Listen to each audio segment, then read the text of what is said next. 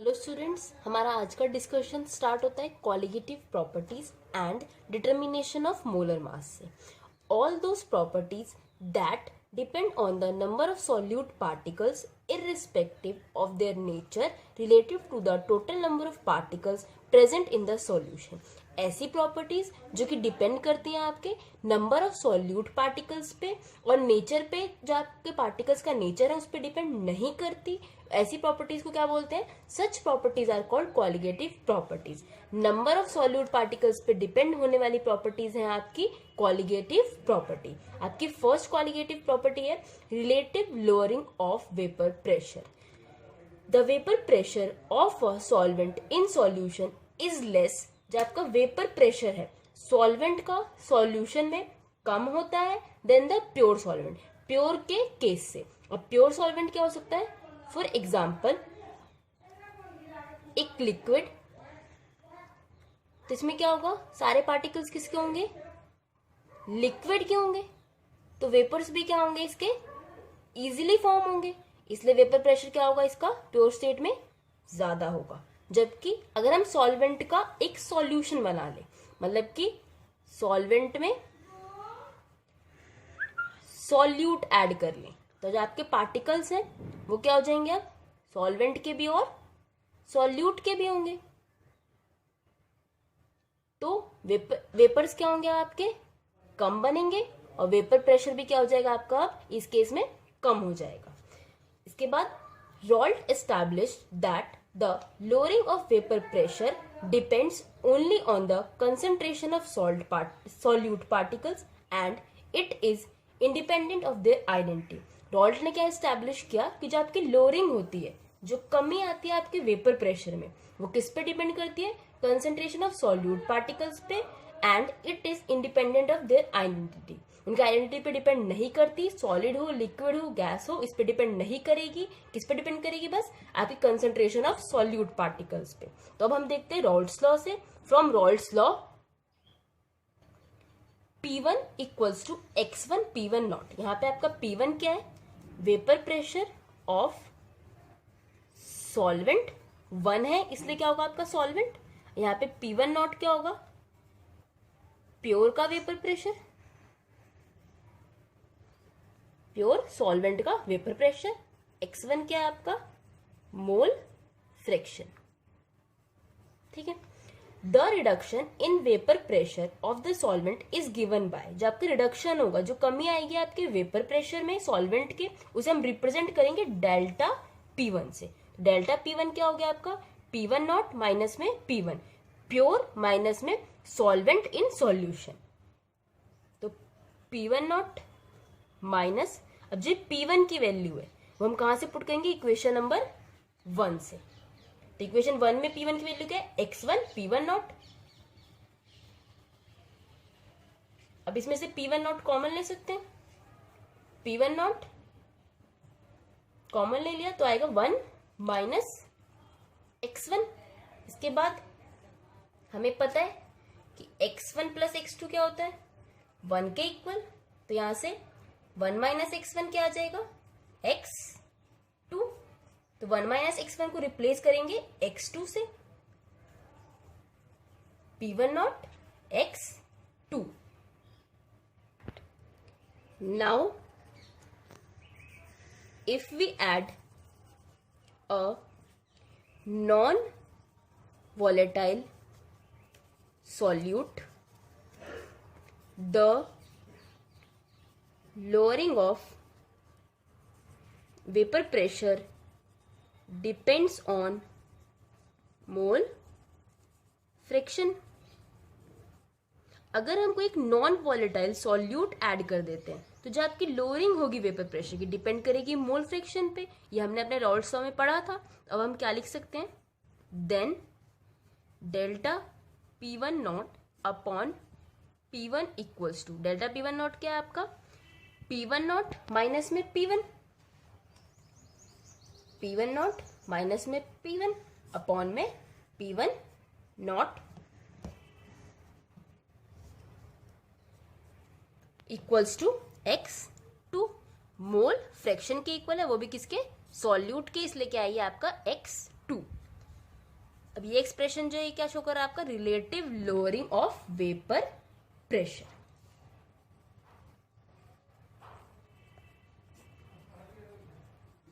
अगर अब हम x2 को एक्सपैंड करते हैं मोल फ्रैक्शन के फॉर्मूला को, तो क्या आएगा, x2 है इसलिए n भी क्या होगा 2 ऊपर, और नीचे क्या होगा n1 plus n2। For a dilute solution, अगर कोई हम डाइल्यूट सॉल्यूशन ले रहे हैं तो उसमें n2 क्या होगा, बहुत ही कम क्वांटिटी में होगा, तो n2 क्या है, लेस देन n1।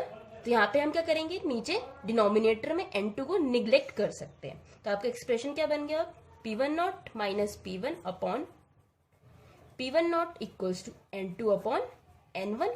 अब n2 की वैल्यू, n2 को लिखते हैं W2 upon M2 given mass upon molar mass. ऐसे ही n1 W1 upon M1 given mass upon molar mass equals to W2 upon M2 into M1 upon W1।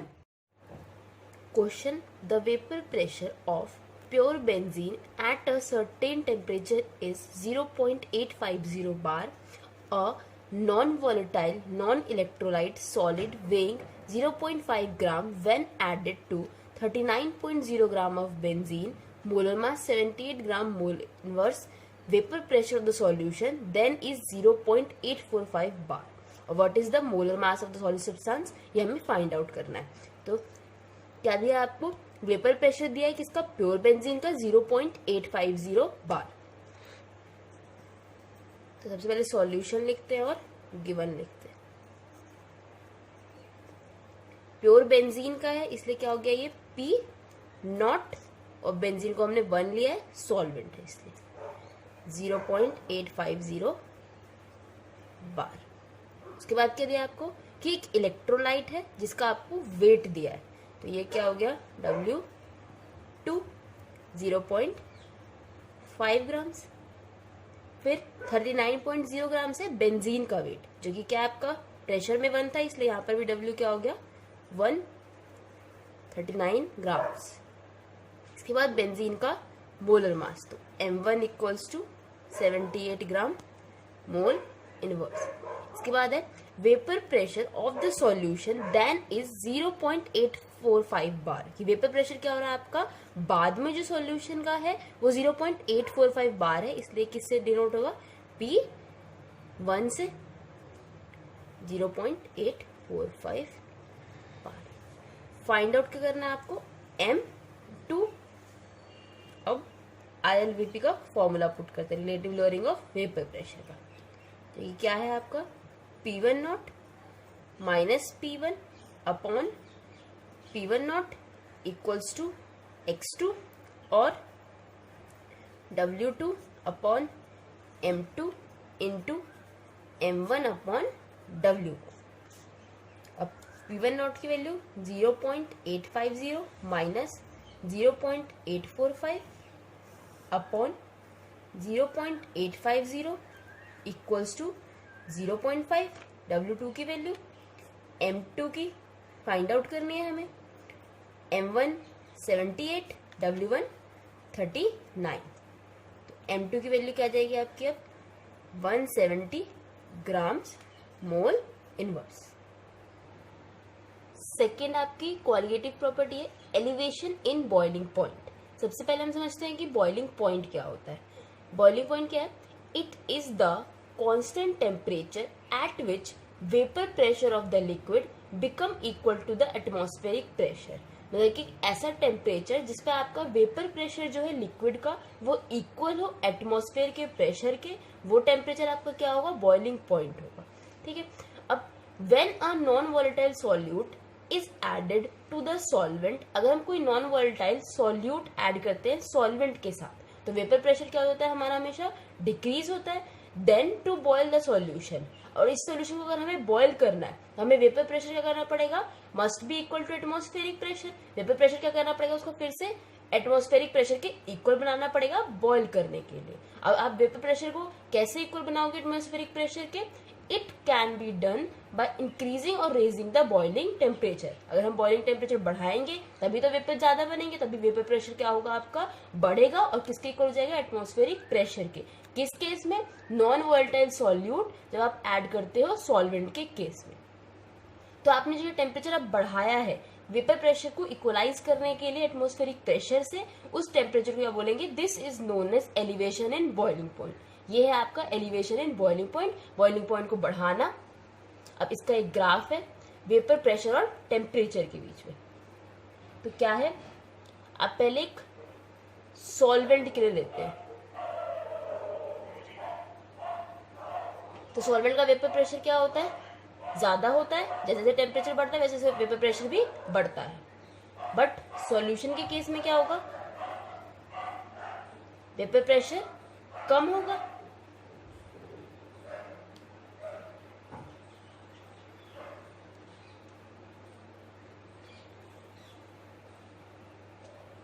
ये line आपकी depict करती है टी बी, आपके सॉल्यूशन का temperature, boiling temperature, और ये लाइन डिपेक्ट करती है आपके सॉल्वेंट का। इसलिए क्या है, टीबी नॉट, क्योंकि ये प्योर के लिए है और ये बाद में सॉल्वेंट इन सॉल्यूशन के लिए हो गया। अब इन दोनों का डिफरेंस होगा वो क्या होगा, डेल्टा टीबी। अब from graph delta TB equals to elevation in boiling point. यहाँ से डेल्टा टीबी क्या है हमारा, एलिवेशन इन बॉइलिंग पॉइंट, कि हमने बॉइलिंग पॉइंट कितना इंक्रीज किया है। और डेल्टा टीबी को क्या लिख सकते हैं, सॉल्यूशन केस माइनस में सॉल्वेंट केस, तो TB minus TB not. Delta TB is directly proportional to M molality from experiments.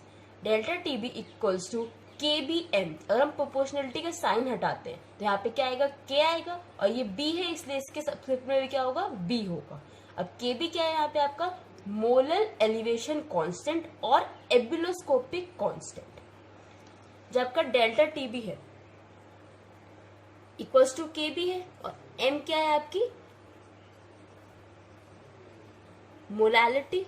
तो मोलालिटी के फॉर्मूला को एक्सपेंड कर सकते हैं हम, कैसे, W2 अपॉन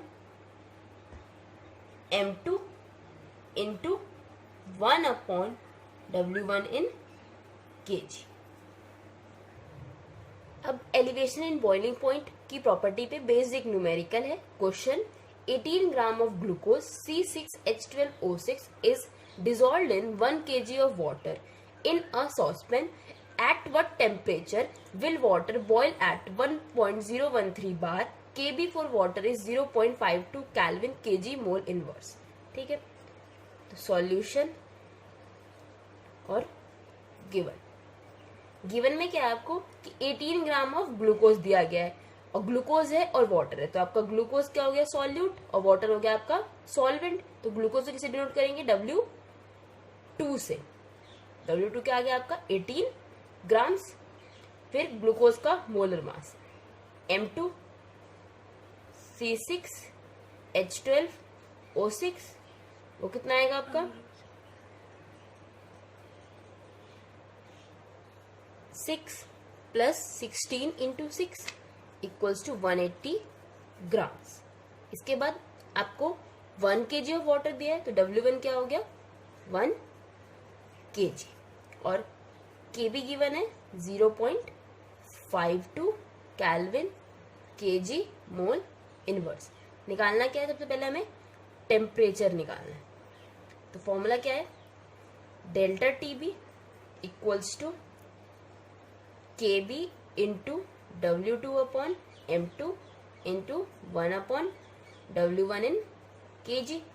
तो Kb की वैल्यू है 0.52, W2 है 18 ग्राम्स, M2 है 180 ग्राम्स, और W1 क्या दिया है आपका 1, जो कि kg में इसमें कन्वर्ट नहीं करेंगे, 1 को 1 ही पुट करेंगे। तो आंसर क्या आ गया आपका 0.052 केल्विन। ठीक है, अब पूछा क्या आपसे कि at what temperature will water boil. आपका कौन सा टेम्परेचर होगा जिसमें वाटर आपका बॉयल करेगा। तो हमें यहाँ पे पता है कि जो वाटर है बॉयल करता है 100 डिग्री सेल्सियस पे, तो उसको हम केल्विन में चेंज करेंगे। 273 0.15 प्लस 100, टेम्परेचर आ गया 373.15 केल्विन। अब ये इतना टेम्परेचर का चेंज है, तो इस टेम्परेचर चेंज को कैसे लिखेंगे, TB equals to 373.15 plus 0.052 equals to 373.202 kelvin. ये आपका टेम्परेचर है जिसपे आपका वाटर बॉईल करेगा ग्लूकोज को ऐड करने के बाद, जब आपने एक सॉल्यूट ऐड कर दिया है अपने सॉल्वेंट में। आपकी थर्ड क्वालिटेटिव प्रॉपर्टी है डिप्रेशन ऑफ फ्रीजिंग पॉइंट। तो सबसे पहले फ्रीजिंग पॉइंट क्या होता है, it is that temperature at which solid and liquid state को एग्जिस्ट। ऐसा टेम्परेचर जिसपे आपकी सॉलिड और लिक्विड दोनों स्टेट एग्जिस्ट करेंगी, उसको बोलेंगे फ्रीजिंग पॉइंट। और इसी डेफिनेशन को हम वेपर प्रेशर के टर्म्स में कैसे लिख सकते हैं, the temperature at which vapor pressure of the substance in its liquid phase is equal to the vapor pressure in its solid phase। ऐसा टेम्परेचर जिसमें वेपर प्रेशर सब्सटेंस का लिक्विड फेज में सेम हो जाए वेपर प्रेशर उसके solid phase से, तो वो क्या होगा, उसका फ्रीजिंग पॉइंट।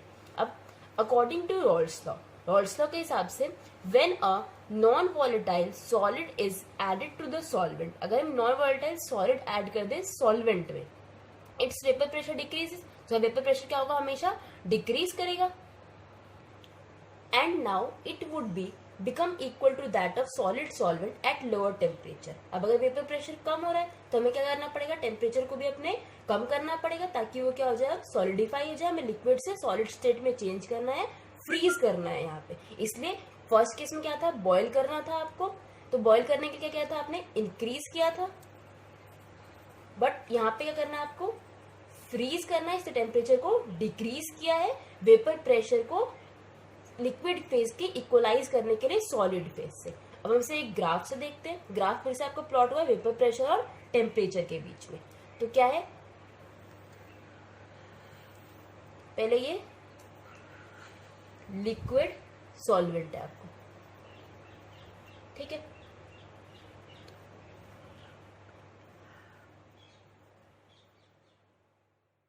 ग्राफ है आपका वेपर प्रेशर और टेम्परेचर के बीच में। इस ग्राफ में ये कोई लिक्विड सॉल्वेंट है,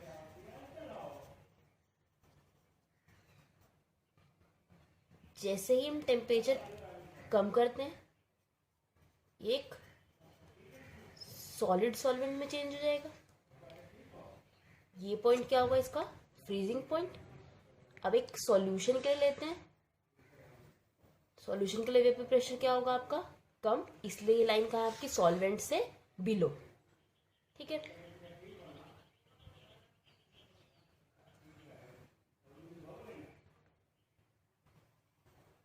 ये आपका प्योर के लिए है ये वाला पॉइंट, इसे से नोट करेंगे TF नॉट F फ्रीजिंग के लिए, और ये पॉइंट है आपका सॉल्यूशन के लिए,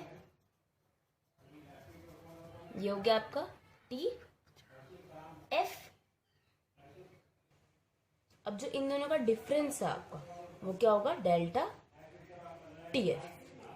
तो from graph delta TF equals to TF not minus TF, आपका प्योर सॉल्वेंट से सॉल्यूशन में। अब delta TF directly proportional to M from experiments.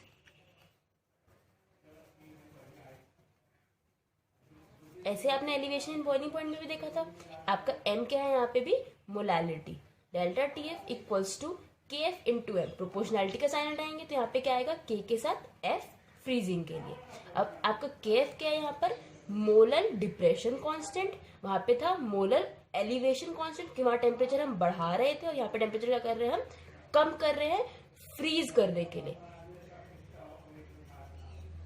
और cryoscopic constant delta TF equals to KF into, अब M को एक्सपैंड करते हैं तो वही आएगा W2 upon M2 into 1 upon W1 in kg।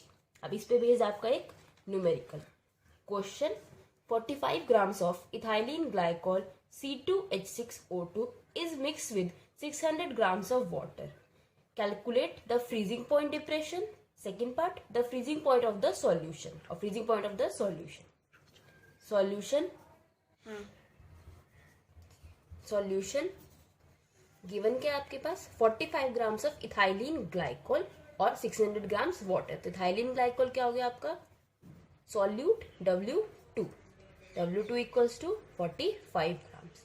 इसके बाद M2 किसका C2H6O2 का, तो क्या आ गया 12 into 2 plus 1 into 6 plus 16 into 2, क्या आ जाएगा आपका 62 ग्राम्स। इसके बाद 600 ग्राम्स क्या दिया गया आपको वाटर का, तो ये W1 हो गया 600 ग्राम्स। ठीक है, इसके बाद हमें दिया गया KF equals to 1.86। First part में निकालना है आपको डेल्टा TF और उसके बाद क्या निकालना है आपको TF। तो हम फर्स्ट पार्ट को कैलकुलेट करते हैं पहले। Delta TF equals to KF into W2 upon M2 into 1 upon W1। KF की वैल्यू 1.86, W2 45, M2 62 और W1 की वैल्यू 600 चाहिए हमें केजीज में, पर यहाँ पे गिवन किस में आपको ग्राम्स में, तो चेंज करेंगे डिवाइडेड बाय 1000 करके, तो क्या आ जाएगा 1.86 इंटू 45 अपॉन 62 इंटू 1000 अपॉन 600। अब ये सारा कैलकुलेट करेंगे तो क्या आएगा 1.2, तो 2.2 केल्विन क्या आ गया आपका डेल्टा TF। इसके बाद आपको सेकंड पार्ट में क्या निकालना है TF ऑफ द सॉल्यूशन, तो वो क्या होगा आपका डेल्टा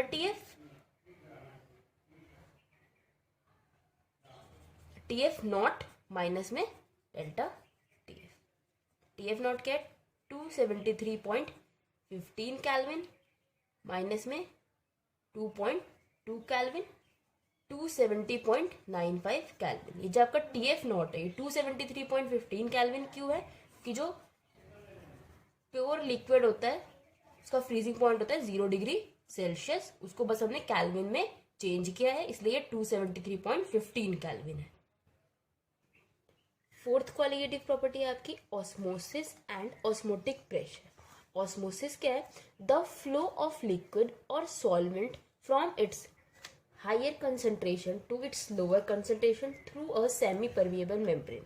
अगर आपका लिक्विड या सॉल्वेंट मूव करता है हाई कंसंट्रेशन से लो कंसंट्रेशन की तरफ through a semi permeable membrane, तो उसे बोलेंगे ऑस्मोसिस।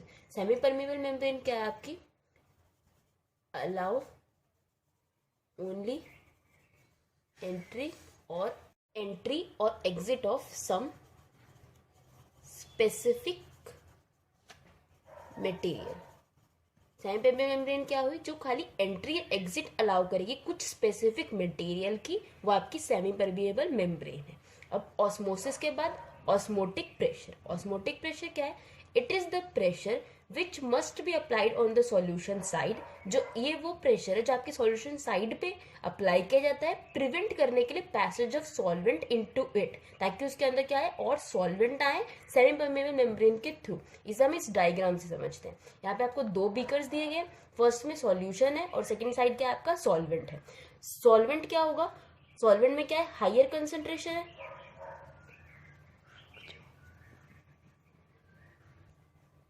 हायर कंसंट्रेशन से मूव करेगा आपका लोअर कंसंट्रेशन की तरफ।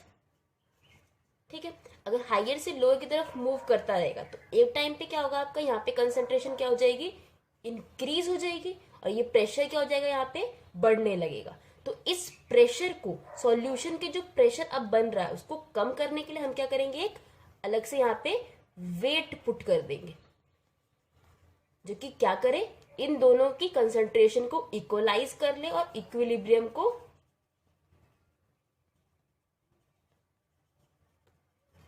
मेंटेन करे। अब जो आपका इक्विलिब्रियम मेंटेन हो जाएगा तो जो हमने ये प्रेशर अप्लाई किया है यहाँ पर इक्विलिब्रियम को मेंटेन करने के लिए, ये जो पाई से डिनोट हो रहा है यही क्या है आपका ऑस्मोटिक प्रेशर, इसे हम पाई से डिनोट करते हैं। ठीक है, अब और अकॉर्डिंग टू वेंथॉफ, अब इसके लिए वेंथॉफ साइंटिस्ट ने क्या दिया कि the osmotic pressure is denoted by pi, किसको हम हमेशा पाई से डिनोट करेंगे और पाई क्या होगा हमेशा डायरेक्टली प्रोपोर्शनल होगा C इंटू टी। सी क्या है यहाँ पे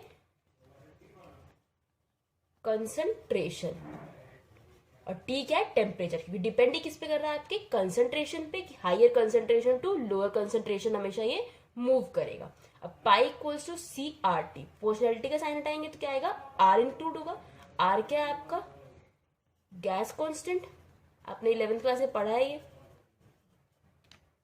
पाई equals to N upon V R T, C क्या होता है, concentration equals to number of moles upon volume into R into T. अब नंबर ऑफ मोल्स को चेंज कर सकते हैं, W2 अपॉन M2 में,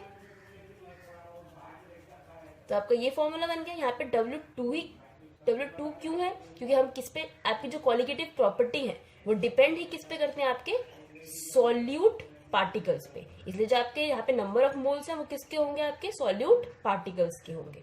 अब चारों मेथड पढ़ चुके हैं अपने क्वालिटेटिव प्रॉपर्टी के, तो इनमें से कौन सा बेस्ट मेथड होगा मोलर मास को डिटरमाइन करने के लिए, तो बेस्ट मेथड है आपका ऑस्मोसिस एंड ऑस्मोटिक प्रेशर। अब क्यों, क्या रीजंस हैं इसके बेस्ट मेथड होने के, it can be measured at room temperature, इसकी जो मेजरमेंट है वो आप किस पे कर सकते हैं, रूम टेम्परेचर पे कर सकते हैं। Second, the value of osmotic pressure are larger and easily measurable, जबकि ऑस्मोटिक प्रेशर की वैल्यूज आएंगी हमेशा, वो हमेशा क्या होंगी, लार्जर होंगी और इजिली मेजरेबल होंगी, इसलिए ये एक बेस्ट मेथड हुआ। अब last, molarity of the solution is used instead of molality. अगर हम इस फॉर्मूला को अब देखते हैं तो ये आपको किसका फॉर्मूला बन चुका है, W2 upon M2 into 1 upon volume.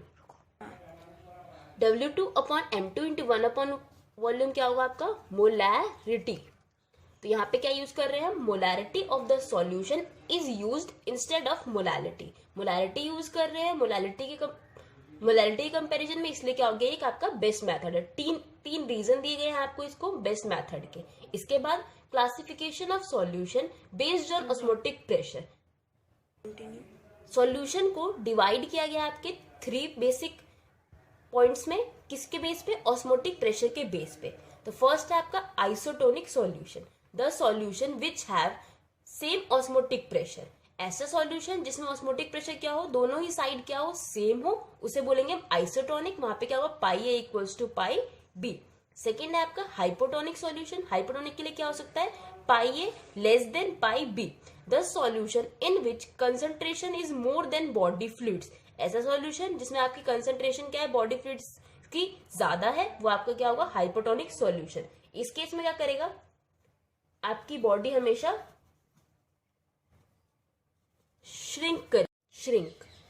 Next है hypertonic solution, pi A is greater than pi B, the solution in which concentration is less than body fluids, ऐसा सॉल्यूशन जिसमें कंसंट्रेशन क्या होगी, बॉडी फ्लूइड्स की कम होगी, वो आपका क्या होगा, हाइपरटोनिक सॉल्यूशन। इस केस में आपकी बॉडी करेगी,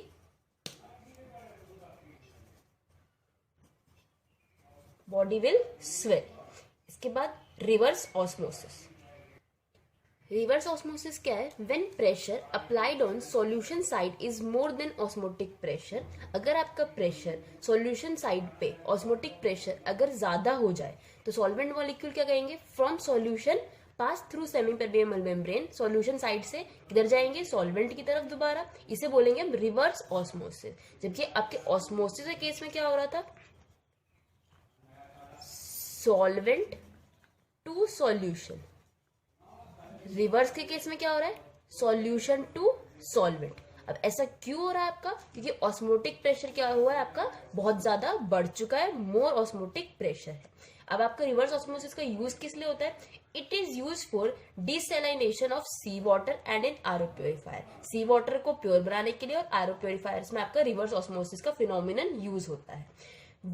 एक डायग्राम से समझते हैं अब हम, when pressure more than osmotic pressure is applied, जब आपका सॉल्ट वाटर है, यहाँ पर एक सॉल्यूशन हुआ, ठीक है, यहाँ पे अगर आपका प्रेशर क्या है, अब ज्यादा है,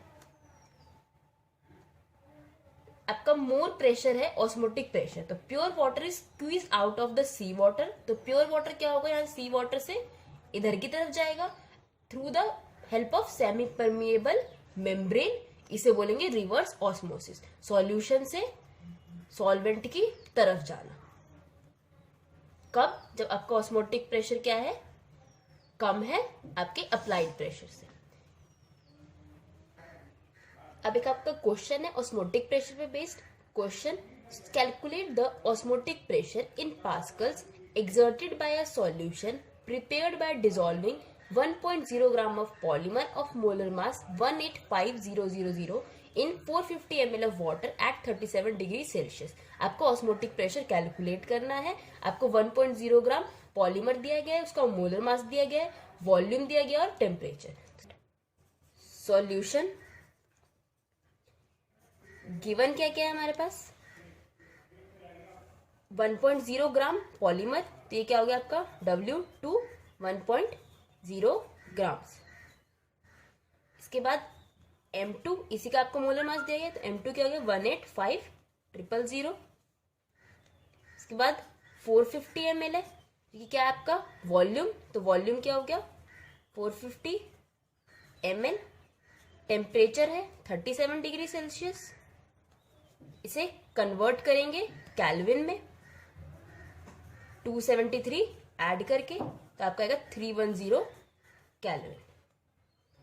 इसके बाद फॉर्मूला पुट करते हैं आपके ऑस्मोटिक प्रेशर का. Pi equals to CRT. C क्या है फिर से आपके number of moles upon volume into R into T. Number of moles को एक्सपैंड करेंगे तो W2 upon M2 into 1 upon volume into R into T. यहाँ पे R की वैल्यू क्या होगी आपकी 8.314. तो पाई इक्वल्स टू 1 अपॉन 185000. W2 दिया ही आपको 1 है और M2 दिया आपको 185000. बाद वॉल्यूम आपका 450, R है 8.314, टेम्परेचर है 310. आपको वॉल्यूम जो दिया है वो किसमें ml में दिया है, इसको हमें लेना है इन लीटर्स.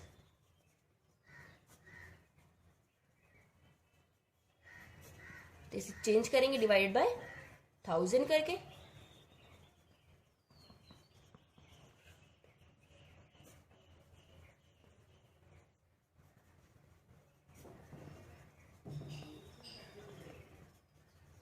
जब आप इसे कैलकुलेट करेंगे तो आंसर आएगा 30.959 पास्कल.